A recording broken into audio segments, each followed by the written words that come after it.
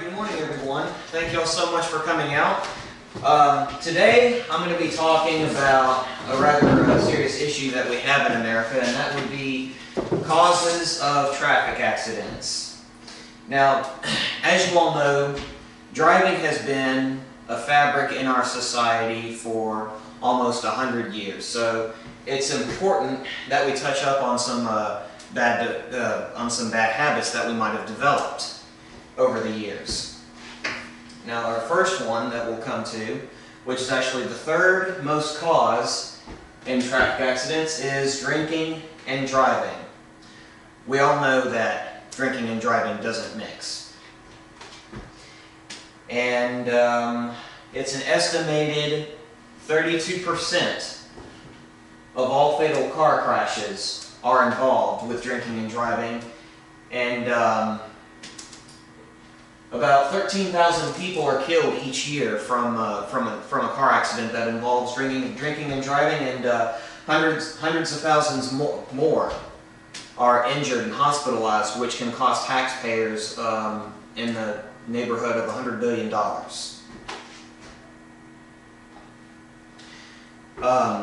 Over 1.41 million people are arrested, either on suspicion of DUI or actually drinking and driving. And the Mothers Against Drunk Drivers, that's MAD for short, they estimate about 300,000 drunk driving incidents occur on our roads daily, which is a pretty considerable amount. And one thing that, still a lot of people even fail to understand is that even when you're buzzed, you are drunk driving. So, as you've heard in the commercials many times, buzz driving is also drunk driving. Because even when you're buzzed, it impairs your judgment. Alright, now this next one is arguably more of a cause of death than drinking and driving, which is speeding.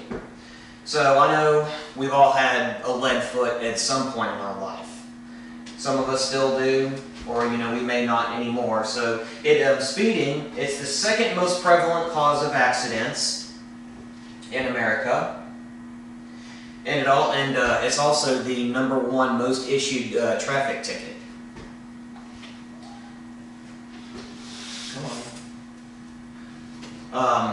Speeding accounts for 1/3 of all traffic accidents.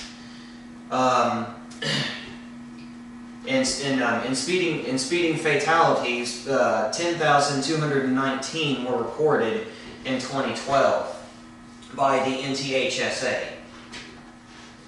And the lowest point on a 9-year scale was 10,001, and that was in 2011, which there's a graph that I will show later that explains this better. And 37% of male drivers age 16 to 24 that are said to speed.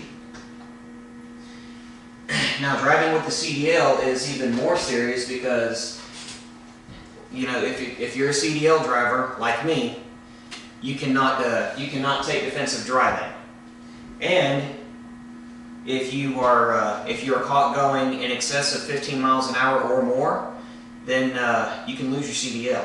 So it's pretty serious. And these rules are in place for a reason, because you're in a big truck. And this can happen in any vehicle, be it a car, big truck, doesn't matter. Okay, so this is the chart. As you can see, that it significantly goes down. And it goes to its lowest point right here. Now, these are total fatalities and speed related. Alright, now our #1 cause of accidents are none other than distractions. And with today's technology, it's not surprising.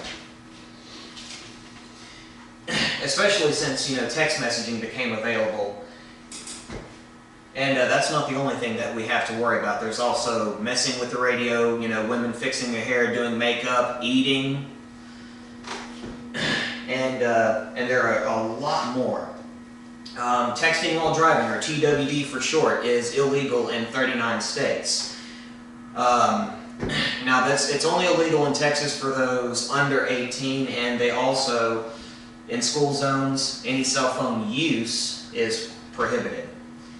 Daydreaming is another distraction. It's very similar to drunk driving, except, no alcohol, and it accounts for 62% of all traffic accidents. And passengers, small children especially. This is why the rules of bus driving are so strict. And the simple act of conversation causes your level to increase dramatically. Now this here I have a video of a perfect example. Let's see if it'll play.